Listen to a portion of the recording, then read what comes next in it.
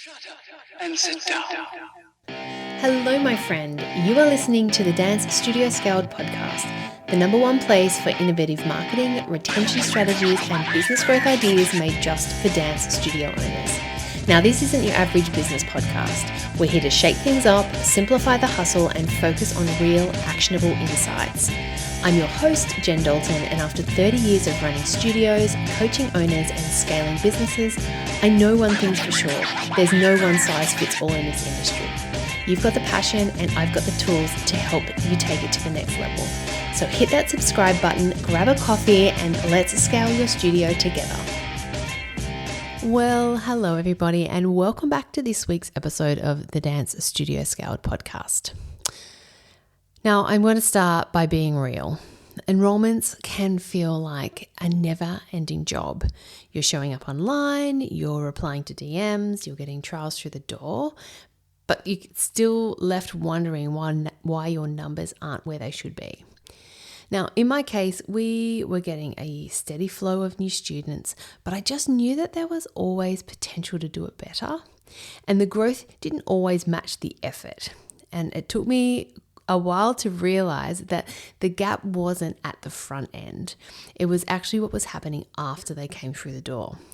And so in today's episode, I'm going to walk you through the 3 mistakes that I made when I was trying to strengthen enrollments and how shifting the focus to retention completely changed the game for our studio. So let's dive in. Now, mistake number 1 is not treating retention as its own strategy. For years, I looked at retention as something that just happened. And you know what? To be completely honest with you, I didn't even know the word retention when I first started my studio. It wasn't a conscious thing that I acted upon. I actually found it natural and easy to do, and my students stayed. They stayed for years. They still do. There are still students at my studio that I sold a couple of years ago who started as preschoolers. And then once they get to their 17, 18 and they leave, they several years later were coming back with their own kids.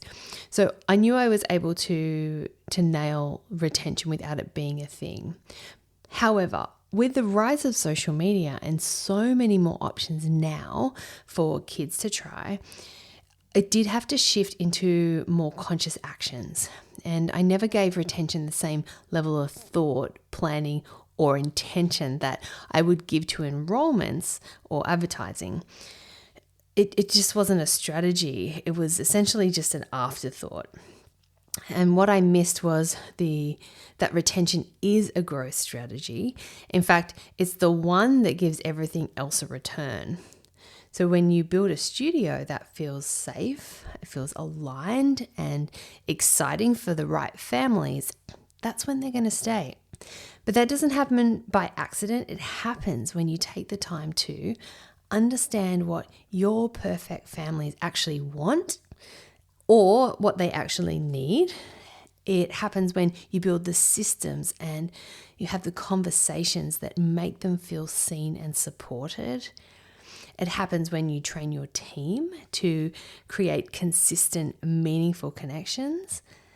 And when you have a plan, intentional checkpoints to keep your students engaged throughout, for sure, a year, but then throughout the years, hopefully keeping them for their whole dance journey.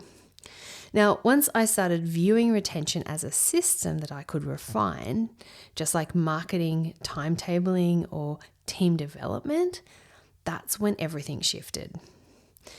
Okay, and now that brings me on to mistake number 2, and it's not using proactive or effective language. Now, here's something I didn't understand until much later. Retention isn't just about keeping our students happy. It's about leading with clarity, connection, and confidence. And I used to be quite reactive in conversations. So I would wait for a parent to come to me, or I'd answer a question only if it was asked, or I would assume, well, if they love it, then they will come back. And that worked okay for a while until it didn't. Because families are now so busy, as you are as well. And if you're not prompting them to take action, there's a good chance that they won't. And it's not because they didn't enjoy it. It's not because they didn't love you or love the teachers or the experience. It could just simply be because it slipped their mind. Or it even could be that they didn't know what the next step was, or they didn't feel like they were cared about enough to be checked in on. So with these realizations, I would now lead those conversations. We would set the tone and say things like, we'd love to have her in our Tuesday jazz class. I think it is the perfect group for her to start with. Or it could be, let's lock in a spot now while we still have some space. They can come and try the class. If they love it, great. If not, we can look at other alternatives. Or I'll follow up with you in a couple of days just to check in. But if you're ready, I can walk you through the next steps now. And when someone's not sure, I would just take a step back, take a breath, and I would listen. I would ask and I would just support. We also used consistent scripts across the team. So this was a little bit later into running my studio, so I'd learned a lot of lessons along the way.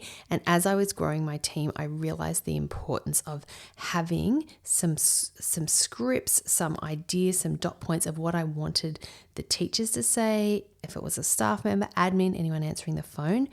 Because if I would have left those conversations to chance, there is just a really good chance that there won't be the consistency and that they won't convert.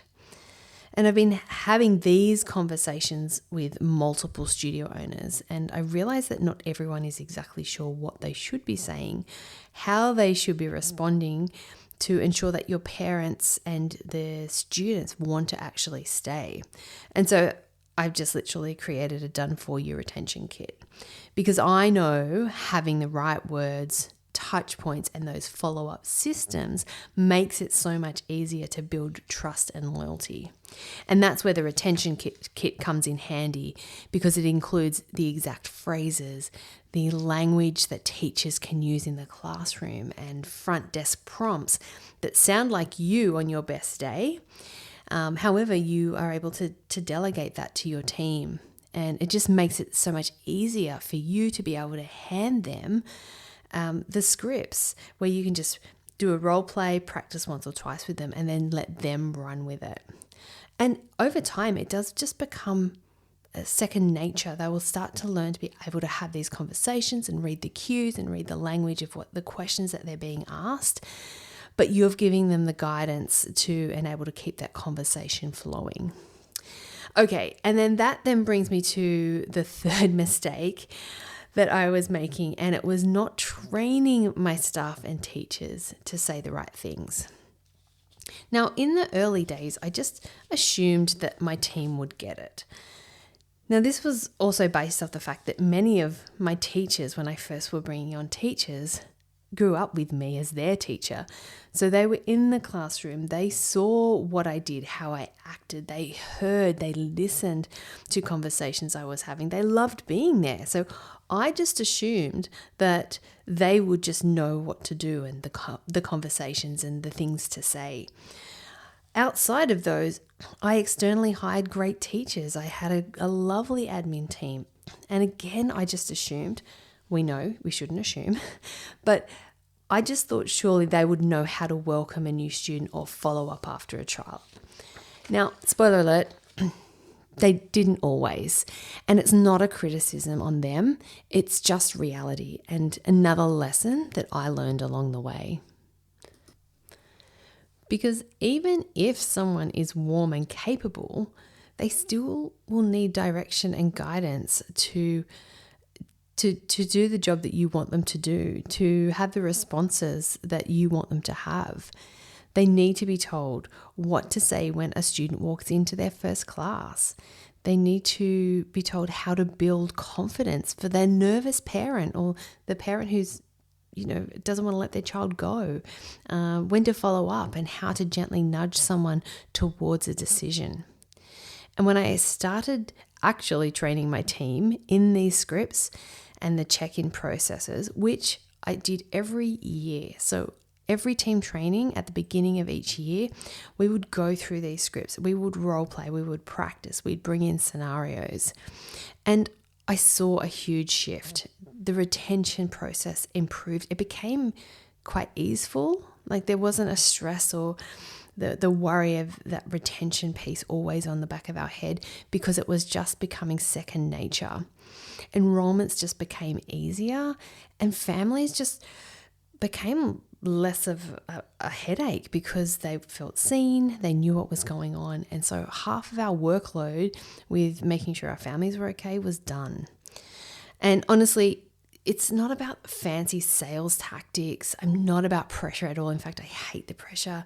I quite detest how a lot of companies do that. And I actually do see some studio owners doing that.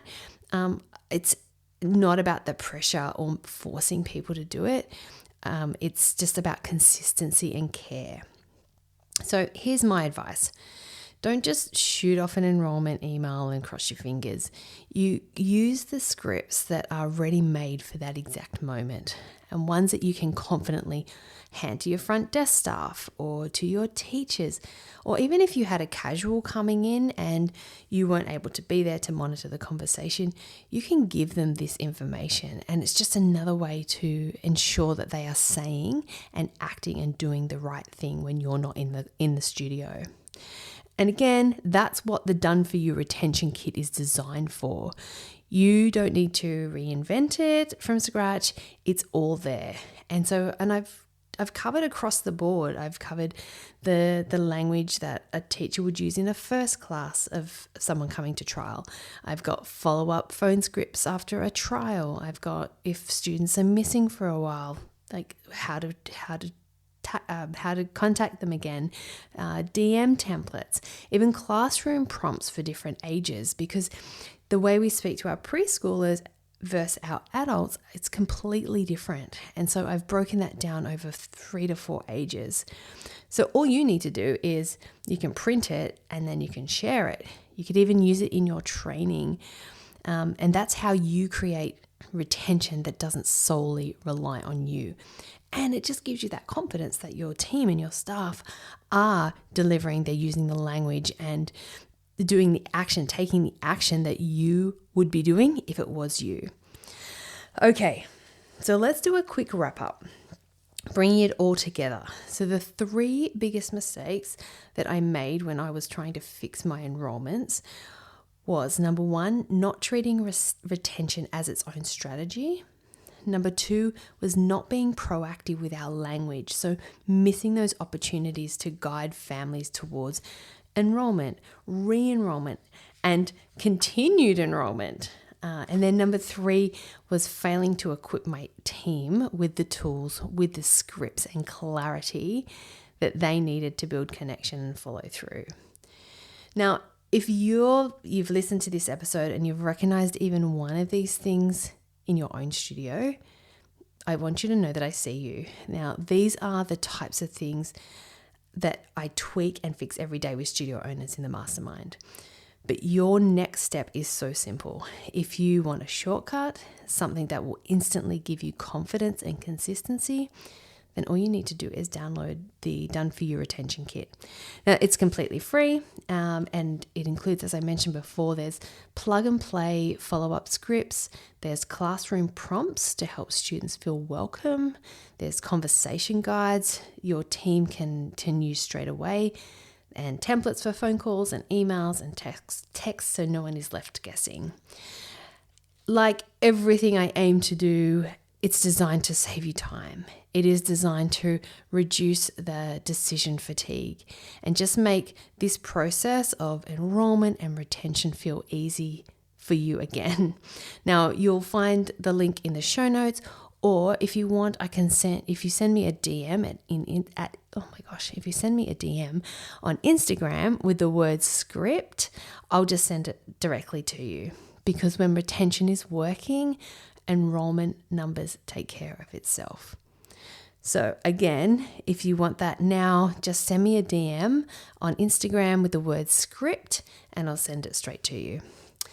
Okay, that is it for this episode. Thank you for letting me share the real messy version of what I have learned over the years. And remember, simplifying your studio isn't about doing more, it's about doing what matters. And retention always matters. All right, everyone, I will see you next week for another episode of the Dance Studio Scaled podcast. Thanks for tuning in to the Dance Studio Scaled podcast. Now, if you enjoyed this episode, be sure to hit subscribe, leave a review, and share it with other studio owners who would love it too. And let's keep the conversation going. Follow me on Instagram at Jen Dalton for more tips, insights, and behind-the-scenes moments to help you simplify and scale your studio. Until next time, keep dreaming big and taking action. I'll see you back here soon.